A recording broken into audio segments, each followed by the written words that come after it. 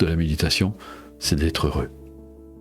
C'est pas de vivre des choses un peu particulières, et ça n'est pas non plus une méthode récréative où on va faire un petit peu de détente. Si votre vie change, que vous avez de meilleurs rapports avec les autres, que vous faites preuve de davantage de bienveillance, d'amour, de compassion à l'égard des autres, ça c'est le plus important. Chaque fois que vous pratiquez, vous baignez dans votre propre bienveillance, dans votre propre compassion, et donc vous êtes vous-même le premier bénéficiaire. Vous verrez que plus vous pratiquerez, plus ça va se stabiliser avec le temps.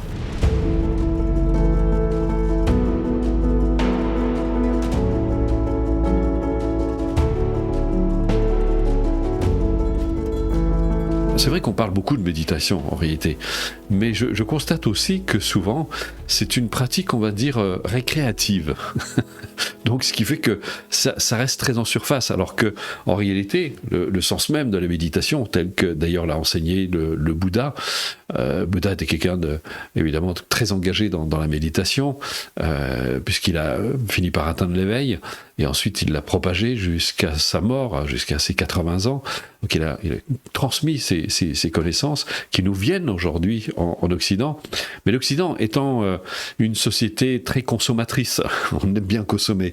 Donc les gens font des stages à droite à gauche de méditation, et c'est amusant parce qu'on me rapporte parfois des témoignages, et je trouve que c'est un petit peu dommage finalement, parce qu'on passe à côté de l'essentiel de la méditation. Parce que à quoi sert réellement la méditation ? Je crois que Mathieu Ricard l'a très bien décrit un jour dans une interview. On disait, en fait, le but de la méditation, c'est de réduire de plus en plus le fossé qui nous sépare de la réalité. Parce que, alors souvent, on a l'impression de vivre dans la réalité. D'ailleurs, c'est à un point tel que parfois, les personnes, quand elles viennent en stage, elles disent, on va retourner dans la vraie vie. Mais non, ça, c'est pas la vraie vie. C'est là quand vous êtes bien là où vous êtes. Et la méditation va nous permettre de sortir de cette bulle de croyance, de certitude dans laquelle nous nous sommes laissés enfermer, et qui construit toute notre existence. Et Dieu sait si c'est pas facile, parce que je vois des personnes qui sont venues déjà à 4-5 stages et redécouvrent sans arrêt, et se dire, mais effectivement, je me suis laissé piéger par mes propres pensées, par mes propres émotions, par mes croyances, par mes préjugés, par mes a priori, par mes vues fausses finalement. Et je me rends compte que finalement, j'étais complètement enfermé dans ces idées, dans ces croyances. Et croyez-moi, c'est pas chose aisée que de se défaire de tout cela, parce que je vois même des personnes qui entrent dans une démarche spirituelle et finalement reconstruisent des croyances, s'enferment dans des croyances et dans des préjugés, dans des certitudes, sont plein de certitudes sur la vie, ce qu'elle doit être, etc., même sur le plan spirituel. Comme disait un de mes amis et mentors, il disait en fait les gens quittent une boîte pour retrouver une autre boîte. Alors avant c'était la boîte matérialiste avec tout ce que ça implique, et puis ils en ont eu assez et ils se sont dit bon, maintenant on vire tout ça, j'en peux plus.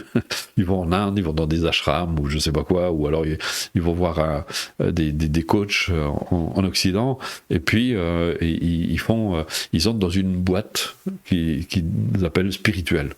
Mais c'est toujours pas ça la réalité. La réalité, c'est lorsque, comme disait un des maîtres que j'ai rencontré, si vous n'êtes pas prêt à voir voler en éclats tous vos concepts, eh bien vous n'êtes pas prêt de voir la réalité telle qu'elle est. Alors vous allez me dire, évidemment, c'est quoi la réalité telle qu'elle est ? C'est pas, ça peut paraître rester subjectif. En fait, c'est justement pour ça que c'est important, il y a des fondamentaux qui ne souffrent d'aucune réfutation, qui sont impossibles à réfuter. La première, que vous connaissez bien sûr, c'est l'impermanence. On sait très bien que la réalité est impermanente, tout change sans cesse, tout se transforme en permanence. Il n'y a rien dans l'univers qui ne dure, même l'élément le plus solide. Vous prenez le diamant, on sait très bien que ça s'érode, ça se transforme. Il y a ces atomes s'échangent, etc. C'est quelque chose qui change. Vous voyez une montagne qui paraît très stable, mais elle s'érode, les forêts ont changé, c'est une vie qui change sans cesse. Il n'y a rien, strictement rien dans l'univers qui dure. C'est impossible. Et puis, un niveau subtil, si vous commencez à explorer vos pensées, mais vous pouvez voir qu'il n'y a pas une seule de vos pensées qui demeure dans le champ de conscience. Et heureusement du reste, parce que vous imaginez, si vous restez bloqué sur et ça arrive d'ailleurs, vous restez bloqué sur les pensées sombres toute votre vie, eh bien vous allez vivre un véritable enfer. Mais si vous découvrez et si vous prenez conscience que vos pensées ont la même nature que finalement tous les phénomènes, c'est-à-dire qu'elles sont changeantes, elles se transforment tout le temps, eh bien vous voyez, on arrive à ce point à se poser la question, mais si mes pensées changent et que je suis conscient de ça, je suis conscient de ce changement en moi-même, finalement, mais qui suis-je? Il y a cette question fondamentale qui se pose. Mon corps vieillit, il se transforme, etc. Alors, nous, on s'accroche dans une culture, parce qu'évidemment, on est matérialiste, et puis souvent, d'ailleurs, on en a beaucoup parlé dans ce stage, une personne dit qu'il faut gagner sa vie. Bon, d'abord, vous n'avez pas besoin de gagner votre vie, puisque vous l'avez déjà. Mais on est dans ce mode de survie. Et la survie, c'est pas la vie. Et alors on se demande comment arriver à composer, réaliser, accomplir cette vie spirituelle tout en ayant une vie correcte sur le plan matériel, puisque évidemment nous sommes incarnés, notre corps a besoin de se nourrir, on a besoin de s'alimenter pour vivre, de se vêtir, d'avoir un toit sur la tête, mais en fait tout ça n'est pas antinomique. Mais tout dépend qui crée cela. Et on va voir à quel point, quand les gens commencent à prendre conscience que finalement, ils sont peut-être finalement l'auteur de leur vie. Grâce à la méditation, on commence à voir de quelle manière nos pensées influent directement sur la réalité et font qu'on se retrouve avec telle personne, dans tel environnement, etc. Et que ce n'était peut-être pas par hasard. Que finalement, ça peut être à voir avec nos perceptions, avec les croyances, que ce soit sur les autres, sur la vie ou sur nous-mêmes, qui ont fait qu'on se retrouve dans la situation dans laquelle nous nous trouvons. Et c'est ce que les bouddhistes appellent le karma, finalement. Et que c'est quelque chose qu'on continue à nourrir, qu'on fait exister. Vous imaginez bien qu'une personne qui est en colère et qui nourrit tout le temps sa colère, on peut deviner facilement qu'elle va créer le désert autour d'elle, les gens auront de plus en plus de mal de s'approcher d'elle, elle va avoir des relations très conflictuelles avec les autres, ça va être très difficile. Donc on peut voir que finalement c'est elle qui crée son environnement, qui crée qui crée son enfer. Et de la même façon, quelqu'un qui, au contraire, va cultiver la bienveillance, va cultiver l'amour, la compassion, telle qu'elle est enseignée depuis la nuit des temps par les sages, par l'amour-attachement qui crée, elle, de la souffrance, puisque c'est de l'attachement. Mais si les personnes réalisent ça, eh bien, on peut deviner que cette personne va se retrouver dans un environnement bénéfique, heureux, avec comme je me plais à les appeler, des amis de bien, parce qu'eux-mêmes cultivent la bienveillance et ont compris la nécessité et l'importance d'éveiller leurs qualités humaines, puisque ce sont celles-là qui participent à notre bonheur. Parce qu'on parle des causes du bonheur, eh bien, c'est bien sûr la bienveillance, l'amour, la compassion, la sagesse qui vont faire que on va s'établir dans les véritables causes du bonheur. Quand on commence à comprendre ça, on voit bien que, je reprends la permanence, tout change. Et puis, il y a d'autres notions comme l'interdépendance. On voit bien que les phénomènes n'existent pas par eux-mêmes. Si on commence à scruter un peu autour de soi, à regarder, vous prenez, je sais pas, une graine, si vous la mettez sur votre table, elle va jamais pousser, elle va jamais se déployer. Pourtant, elle a le potentiel de produire une plante, mais elle a besoin d'un environnement, donc on va la mettre en terre, et dans une terre fertile, parce que si la terre est stérile, il ne se passera rien, s'il n'y a pas d'eau, il ne se passera rien non plus. Donc c'est toute cette interdépendance entre les phénomènes qui vont faire que la plante va pouvoir se développer et pousser. Et nous-mêmes, nous sommes interdépendants avec les autres, mais aussi avec l'univers, d'abord avec l'environnement direct dans lequel nous vivons, mais avec l'univers tout entier. Et une fois qu'on commence à prendre conscience de ça, ce sont des faits, ce ne sont pas des concepts, ce ne sont pas des élaborations. Essayer de réfuter l'interdépendance, c'est absolument impossible. De la même façon, ce qu'on appelle la vacuité, La vacuité, c'est de comprendre que tout ce que nous vivons aujourd'hui, c'est l'aboutissement d'un grand nombre de causes et de conditions qui se sont réunies depuis la nuit des temps. Parce que notre vie, en réalité, elle n'a pas commencé à notre naissance. Tout ce qui nous arrive finalement.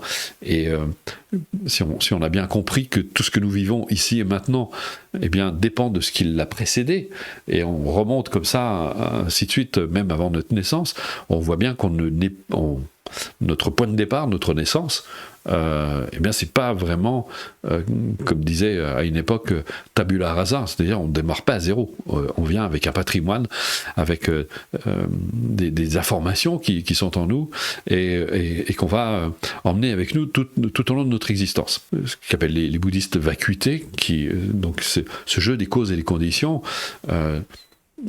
Parfois on s'attribue, par exemple, nos pensées, on pense qu'elles sont à nous, elles sont tout à fait originales, mais on va voir que finalement, toutes ces pensées, elles viennent pas de nous.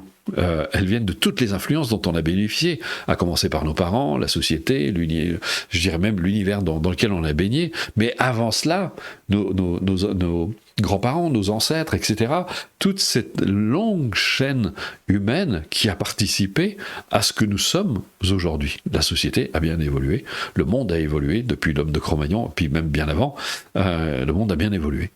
Donc on peut voir, comprendre qu'effectivement, que tout ce que nous vivons est l'aboutissement de tout cet ensemble de circonstances, de causes, de conditions qui ont fait qu'on aboutit à ce résultat qu'on a aujourd'hui.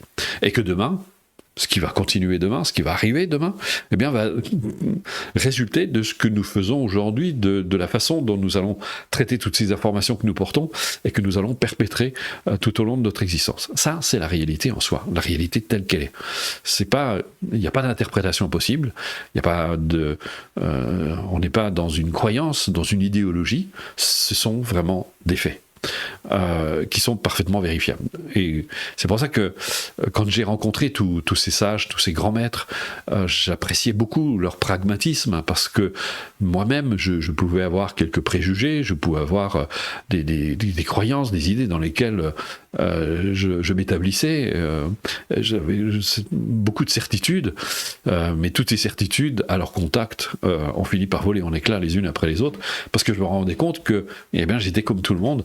Je fabriquais des pensées aussi à partir de ce que j'avais, et donc je m'enfermais dans des croyances, dans des idées, dans des certitudes, et que tout cela m'empêchait finalement de vivre pleinement mon existence, parce que s'enfermer dans les croyances, aussi belles soient-elles, c'est s'enfermer finalement dans ce qu'on appelle la zone de confort d'ailleurs, et c'est ce qui nous empêche de goûter à la vie, de goûter au bonheur. Et puis, les autres fondamentaux, que vous connaissez bien sûr, on en parle pratiquement à chaque méditation collective, l'amour, la compassion et la sagesse, la gratitude aussi en font partie, parce que vous pouvez voir que lorsque vous avez clairement identifié les causes de la souffrance, d'où vient la souffrance? Eh bien, si je suis très honnête avec moi-même, même si l'extérieur joue un rôle dans ma souffrance, je vois bien que 10 personnes dans les mêmes conditions auraient une réaction différente.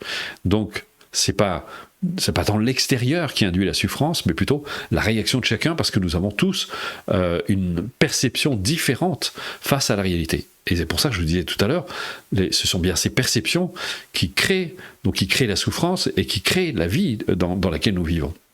Une personne qui se sera un tant soit peu libérée de ces obscurcissements mentaux sera capable de rester peut-être parfaitement sereine face à des situations même dramatiques comme la mort, comme des situations qui peuvent paraître douloureuses aux yeux de certaines personnes. Et elle aura cette capacité à garder sa sérénité et sa tranquillité d'esprit et saura agir de façon appropriée. Donc on voit, une fois qu'on est arrivé à cette honnêteté envers soi-même, de se dire c'est bien mon esprit qui crée la souffrance, c'est bien cette colère qui crée l'enfer en moi-même, c'est bien cette jalousie qui crée toutes ces douleurs, c'est bien ces peurs, c'est la convoitise et le désir qui finalement me rendent insatisfait, qui font que je connais la souffrance.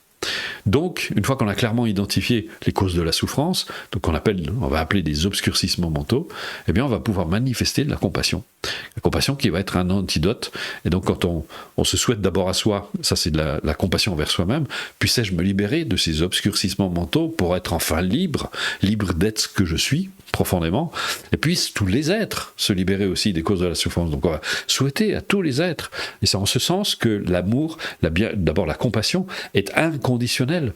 Et c'est un droit inaliénable à tout être humain, même le pire des escrocs, possède la capacité de se libérer de ces obscurcissements mentaux. Et d'ailleurs, ça serait tant mieux pour la société, parce qu'il ne perpétrerait plus de crimes, etc. Parce que ce sont bien ses propres obscurcissements mentaux qui l'amènent à commettre ces méfaits. Et s'il avait une autre vision, plus fondée sur la bienveillance, sur l'amour, sur la compassion, eh bien, il est clair qu'il n'aurait plus ce genre de comportement, parce qu'on sait très bien qu'une personne heureuse n'a aucun intérêt à faire souffrir, à participer à la souffrance de qui que ce soit. Donc une fois qu'on a clairement identifié ça, effectivement, on peut souhaiter de manière tout à fait authentique aux autres de se libérer des causes de la souffrance. De la même façon, l'amour, qu'est-ce que c'est que l'amour ? Eh bien, c'est de pouvoir se souhaiter, puisque une fois qu'on a clairement identifié que la bienveillance, lorsqu'on manifeste de la bienveillance, lorsqu'on manifeste de l'amour, lorsqu'on manifeste toutes ces qualités humaines, et qu'on éveille sa sagesse, la sagesse, c'est le fait d'être approprié, c'est-à-dire d'avoir l'attitude juste, de savoir agir de façon approprié, c'est-à-dire dans le sens où ça va permettre d'accéder à un résultat heureux. Eh bien, une fois qu'on a compris ça, on va émettre le souhait, puissais-je me stabiliser dans ces qualités humaines qui appartiennent, qui sont inhérents à mon esprit, puissais-je y demeurer en permanence. Donc ça, c'est l'amour. Et donc on va pouvoir manifester la même chose aux autres, puissent-ils éveiller leur bienveillance, puissent-ils manifester de l'amour, de la compassion, et puis et à ce moment-là, on est parfaitement dans l'amour, mais un amour qui est sans condition. C'est-à-dire que dans l'amour attachement, on va aimer que certaines personnes parce qu'elles répondent à des attentes, elles répondent à des désirs, et on leur attribue le pouvoir de nous rendre heureux, mais tant qu'il y a de l'attachement, et tant qu'elles satisfont nos désirs, mais le jour où les vents sont contraires, nos enfants se détournent de nous parce qu'ils ont choisi une autre voie et on se sent abandonné, ou notre mari ou notre femme décide de prendre un autre chemin, et là aussi il ne reste parfois que de la colère et de la haine, et donc finalement de la souffrance. Alors que dans l'amour inconditionnel, ce genre de choses ne peut pas se produire, puisque on manifeste cette bienveillance à l'égard de tous les êtres, et y compris nous, sans s'oublier, parce que c'est très important, puisque au même titre que les autres, on participe à ce monde, et il est particulièrement, bénéfique pour tous que l'on soit heureux. D'ailleurs, quand vous faites une pratique, je vous invite d'ailleurs à pratiquer en vous disant « Puissais-je me libérer des causes de la souffrance et atteindre un bonheur parfait pour le bien de tous ?» Parce que tout le monde va en bénéficier. Donc forcément vous-même. Donc une fois qu'on a compris ça c'est vraiment la pratique la pratique de la méditation. Ça n'a rien à voir avec des petits moments de détente où on se fait plaisir, où les gens s'attachent aussi, parce que ça, je vois assez régulièrement les personnes qui font des stages, alors ils reviennent, ils disent « Oh, j'ai vécu des choses extraordinaires, c'était fantastique », enfin, ils sont dans une espèce de... Et ça me rappelle toujours cette histoire que je me plais à raconter d'un jeune qui vient se faire initier par un grand maître à la méditation. Donc le maître lui donne les instructions, puis ce jeune disciple va se retirer et lui dit va là-bas sous l'arbre, et puis tu commences à pratiquer. Puis il commence à pratiquer, et puis il vit des choses absolument affreuses, parce qu'il voit des pensées qu'il ne croyait pas avoir, des pensées négatives, voire des émotions négatives. Et donc il va voir le maître, il dit maître, c'est épouvantable, j'ai vraiment vécu des choses horribles, et c'est ça la méditation. Puis le maître il éclate de rire, il lui dit continue à pratiquer, ça passera. Et puis donc il retourne, et puis là il vit des états de félicité, de bonheur, etc. Il dit ah ça y est, j'ai compris ce que c'est que la méditation, c'est absolument fantastique, c'est vraiment génial. Puis il retourne voir le maître, et puis il raconte son expérience magnifique, il dit écoutez voilà, j'ai vécu des choses merveilleuses, c'était fantastique. Le maître il éclate de rire à nouveau, lui dit ça passera aussi, retourne méditer. Et on voit aujourd'hui beaucoup de personnes, d'ailleurs vous avez des auteurs comme ça qui s'arrêtent sur ce genre d'expérience et ils font des stages pour faire vivre ce genre d'expérience aux gens, parce qu'ils ont finalement besoin de se valoriser eux-mêmes, ça flatte leur ego, disant ouais, grâce à moi les gens s'éveillent, ils vivent des choses fortes, etc. Puis après leur stage se remplit, donc ils sont très contents. Et puis ils se font passer pour des gourous, puis après wow, c'est fantastique, ou alors je sais pas, ils disent des pensées magiques, des choses comme ça, et les gens sont subjugués. Mais en réalité c'est pas ça la méditation, c'est parce que là encore une fois on s'arrête en chemin. La méditation c'est vraiment de se libérer et de voir les choses telles qu'elles sont, c'est-à-dire telles que je viens de vous les décrire. Et quand on a compris ça, on ne s'arrête jamais. D'ailleurs, il y a un adage zen qui dit gardez-vous de construire votre maison sur le lit d'une rivière, parce que la réalité étant changeante, s'arrêter sur même des manifestations psychiques ou des états de félicité ou peu importe, en fait c'est à nouveau s'enfermer. Comme je disais tout à l'heure, on quitte une boîte pour en retrouver une autre. Avant elle était matérialiste, maintenant elle est spirituelle. Donc on crée des égos spirituels. Et vous avez des gens qui manifestent ce qu'on appelle l'orgueil spirituel. Et c'est probablement des plus dangereux, parce qu'on se croit avancé et puis on a l'impression qu'on est plus important que les autres, qu'on a quelque chose de plus, alors que la méditation nous amène à réaliser que finalement nous sommes exactement comme les autres. Nous sommes dans cette nuit de l'ignorance, à la recherche de la lumière, nous tâtonnons. Même Dalai Lama, qui a vraiment cette humilité, j'avais entendu, il devait à l'époque avoir plus de 60 ans, il disait « je cherche ma voie à tâtons ». Et tous les grands maîtres que j'ai pu rencontrer qui disaient mais moi je ne sais rien du tout, et je trouvais ça au début ça me déstabilisait un petit peu, parce que dans une culture tous ceux qui peuvent avoir une certaine autorité, on attend d'eux qu'ils sachent tout, qu'ils aient toutes les réponses, que ce soit des experts. Et là je me rendais compte que c'était plutôt l'inverse, et ça m'a invité de plus en plus à cette humilité, parce qu'effectivement, face à la vie, on ne sait rien du tout. C'est si vaste, c'est si grand, c'est si insaisissable. Et c'est pour ça que les Upanishads parlent de l'inconnaissable. Non pas parce que ça ne peut pas être connu, parce que ça ne peut pas être connu par notre esprit ordinaire. On peut en faire l'expérience, on peut vivre l'expérience de l'être, mais on ne peut rien en dire. C'est celui qui atteint ce genre de réalisation, à ce moment-là reste silencieux quand il fait l'expérience, et il va surtout pas dire aux autres ah ça y est je suis quelqu'un d'exceptionnel parce que j'ai vécu des états particuliers. Moi-même j'ai vécu toutes sortes d'états, j'ai vécu des choses extraordinaires. Mais d'ailleurs quand j'ai rencontré Rinpoché, je lui en ai parlé, j'ai l'impression que c'était que ça lui paraît aussi important que la porte qui était derrière moi. C'était sans intérêt, c'était pas ça qui est important. C'est que le plus important, c'est que vous arriviez à être déjà plus heureux, plus stable dans la vie, d'amener davantage de bienveillance, que vous ayez davantage de bienveillance.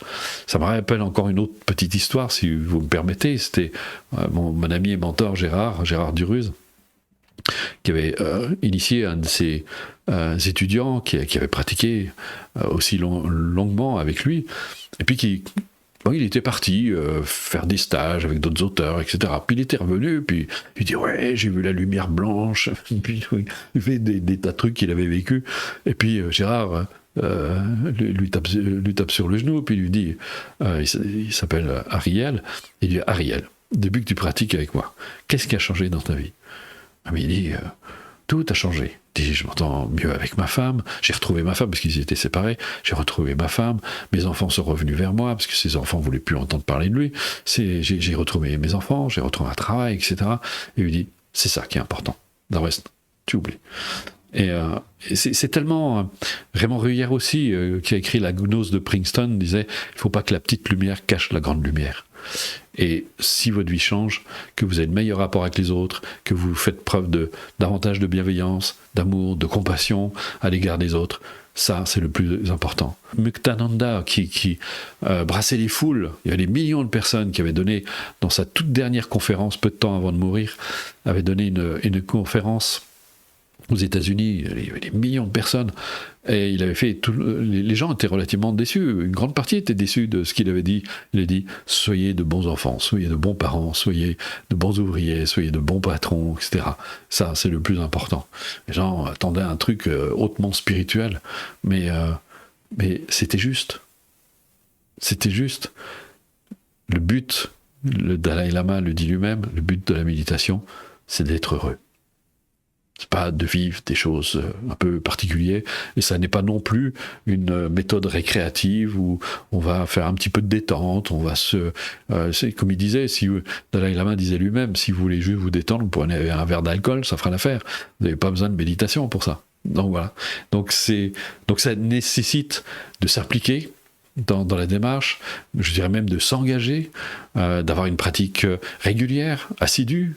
Comme disait tout le Tongdup, si votre pratique est tiède, les résultats seront tièdes.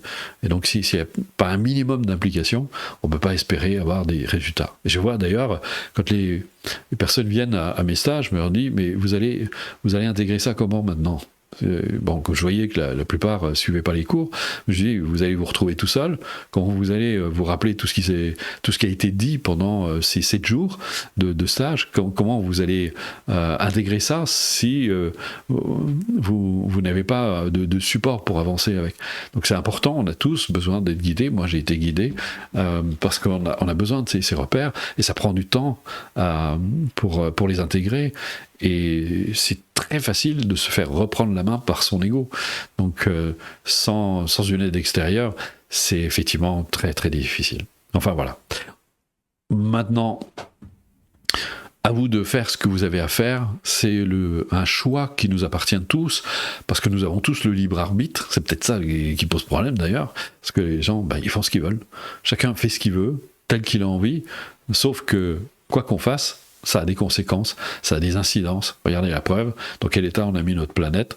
Ça, c'est l'ego. En fait, il y a 2 voies. Il y a la voie de l'ego, je fais ce que je veux, le reste je m'en fiche, la Terre peut s'écrouler, la planète peut souffrir, il peut y avoir plus de pollution, mais je continue à consommer comme j'ai toujours consommé, je continue à me comporter comme je me suis toujours comporté, et puis les autres y font avec. Ça c'est l'ego. Et puis je satisfais mes désirs, je prends, puis peu importe si ça fait de la peine à qui que ce soit. Enfin bon, bref, voilà. Et puis la voie de la bienveillance. Et vous voyez la différence en termes de résultats. Les gens qui cultivent la bienveillance, qui cultivent l'amour, la compassion, eh bien ceux-là, même si parfois ils connaissent la souffrance, mais ils sont équipés déjà pour le dépasser. Et puis surtout, ils s'aiment, ils sont semeurs de bonheur autour d'eux. Donc, chacun est libre de choisir la voie qui lui convient, mais une comme l'autre aura ses incidences. Voilà. Et bien voilà pour le partage d'aujourd'hui. Je vous remercie de m'avoir écouté. On va passer maintenant à la pratique. Je vous propose, on va faire le donner et le recevoir, que vous connaissez tous. Alors s'il y a des nouveaux, mais vous vous laissez guider. Sur le site, il y a quelques vidéos que vous pouvez reprendre pour avoir les différentes instructions de la pratique. Mais laissez-vous guider, vous verrez, c'est assez simple à comprendre et intégrer. Ça. Après, l'intégration se fait au long cours avec votre pratique régulière. Voilà, on va commencer par notre petite prière de motivation. Moi, je trouve qu'elle est sympathique. Elle permet de se remettre tout de suite dans le bain et de savoir pourquoi on pratique. Par le pouvoir et la vérité de mes pratiques, puissent tous les êtres jouir du bonheur. Puisse chacun de mes actes, de mes gestes, chacune de mes paroles contribuer à l'éveil de tous. Puisse ma vie tout entière devenir un phare pour ceux et celles qui errent dans la souffrance. Puissé-je, par ma propre motivation, mes efforts personnels et mes réalisations, susciter ce même désir d'accomplissement chez les autres. Que toute ma vie et quoi que je fasse soit une œuvre, une lumière de liberté et de joie pour autrui. Voilà, et vous pourriez, si vous faites une pratique, vous pouvez la répéter plusieurs fois, régulièrement pour l'intégrer. Et nous allons commencer. Je vous invite à vous asseoir confortablement. Vous pouvez le faire dans un fauteuil, mais veillez à ne pas être avachi. Alors je vois souvent, malheureusement, dans les stages, des personnes prennent des positions assez abracadabrantes. Ils sont obligés d'attraper leurs genoux pour méditer. Je trouve ça épouvantable, ils ne peuvent même plus respirer. Donc soyez confortable, il faut que justement vous puissiez vraiment respirer librement. Vous pouvez poser les mains sur les genoux. Bon, il y en a qui font des pratiques de yoga, qui mettent les doigts comme ça. Les bouddhistes, c'est bien, voilà, on est bien ancré. On met les mains sur les genoux et on demeure paisible. Donc, réajustez la position de votre corps. Si vous voyez qu'il y a un inconfort, essayez de remettre un peu de confort dans tout ça. Et tout de suite, avec votre conscience, vous pouvez englober cet espace corporel, l'espace qu'occupe votre corps, là où vous êtes. Prenez conscience des sensations qui se manifestent. Peut-être cet inconfort ou le contact de votre corps avec le support sur lequel vous êtes. Vous pouvez vous amuser par exemple à sentir vos mains qui touchent vos genoux, si vous avez mis vos mains sur vos genoux, les avant-bras qui touchent aussi les cuisses. Vous pouvez sentir la texture aussi du tissu avec votre corps. Tout cela n'a qu'un seul but, c'est de vous ramener là où vous êtes et de ne pas vous perdre dans vos pensées. Toute cette pratique est là pour stabiliser votre conscience dans l'instant. Si vous le souhaitez, vous pouvez vous amuser à prendre conscience des différentes parties de votre corps, prendre conscience des jambes globalement, des bras, de la tête, et vous pouvez relâcher tous les muscles qui ne sont pas nécessaires à la position dans laquelle vous vous trouvez, comme les épaules, le visage, mais aussi le ventre. Relâchez votre ventre. Et vous voyez qu'en relâchant votre ventre, votre respiration se fait plus librement. Et vous pouvez ainsi constater que ça respire en vous. Ça respire tout seul, librement. Votre corps respire. C'est la nature qui respire en vous, qui respire et manifeste cette harmonie fondamentale. Et si vous restez un moment sur votre souffle, si vous ramenez constamment votre attention sur votre souffle, cela vous permet d'être un peu plus présent à vous-même, plus stable. Et je vous laisse là quelques instants en silence pour procéder.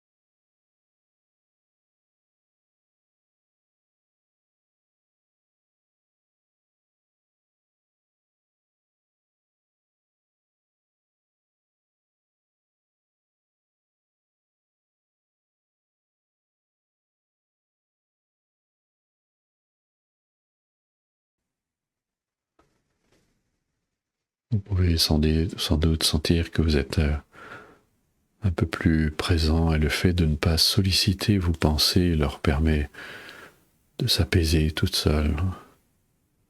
En fait, la pratique est assez simple pour permettre à vos pensées de retrouver leur état naturel, de retrouver cette tranquillité. Vous n'avez rien à faire, juste demeurer présent et laisser faire. Lorsque vous ne sollicitez plus vos pensées, lorsque vous mettez tout cela de côté, vous les laissez passer comme des nuages qui passeraient dans le ciel. vous pouvez voir qu'elle se tranquillise d'elle-même. L'agitation se réduit peu à peu pour laisser place à plus de tranquillité, plus de repos. Elles apparaissent, disparaissent, sans laisser de traces. Tourbillonnent, parfois elles peuvent stagner au niveau de la conscience, comme stagneraient des nuages devant le ciel, le bleu du ciel. Acceptez-les. Ne luttez pas contre ces états d'être. Laissez faire. Vous pouvez sentir ainsi cette tranquillité. Et dans cette tranquillité d'esprit, vous pouvez peu à peu vous ouvrir un peu plus et percevoir en vous cette bienveillance naturelle qui émane de vous. Vous êtes un peu comme cette fleur qui le matin s'ouvre pour libérer son parfum, et vous allez pouvoir ici, à travers la pratique que nous allons faire, libérer cette bienveillance en vous-même, cet amour, cette compassion qui est inhérent à votre nature. Même si vous ne le ressentez pas, partez de l'idée que vous êtes comme le soleil qui réchauffe. Ne fait pas exprès de chauffer, c'est sa nature, c'est dans sa nature de chauffer, de rayonner, comme c'est dans votre nature de manifester cette bienveillance, cet amour, cette compassion. Vous n'avez pas d'effort particulier à faire, juste laissez émaner de vous cette bienveillance. Par contre, si vous avez un petit peu de mal, pensez à une personne que vous aimez bien, quelqu'un que vous appréciez, vous pensez à un petit enfant, quelque chose qui peut susciter cette bienveillance, cette compassion. Et vous vous allez la laisser émaner de vous comme une fleur laisse émaner son parfum. Et nous allons faire maintenant donner et recevoir d'abord sur soi. Et vous allez utiliser votre respiration, le souffle, sans le modifier.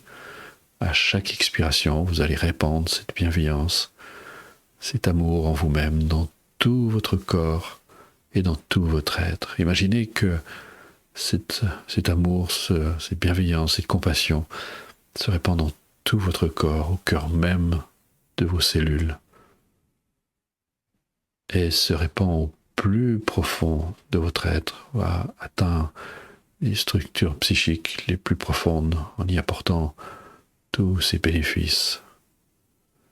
C'est comme si vous mettiez de la lumière dans des zones obscures, et la vie peut reprendre.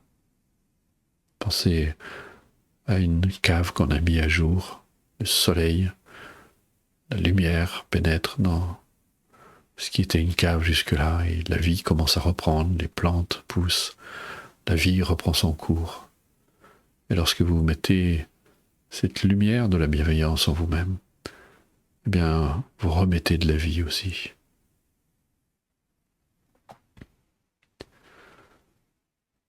Donnez-vous à vous-même cette bienveillance, cet amour.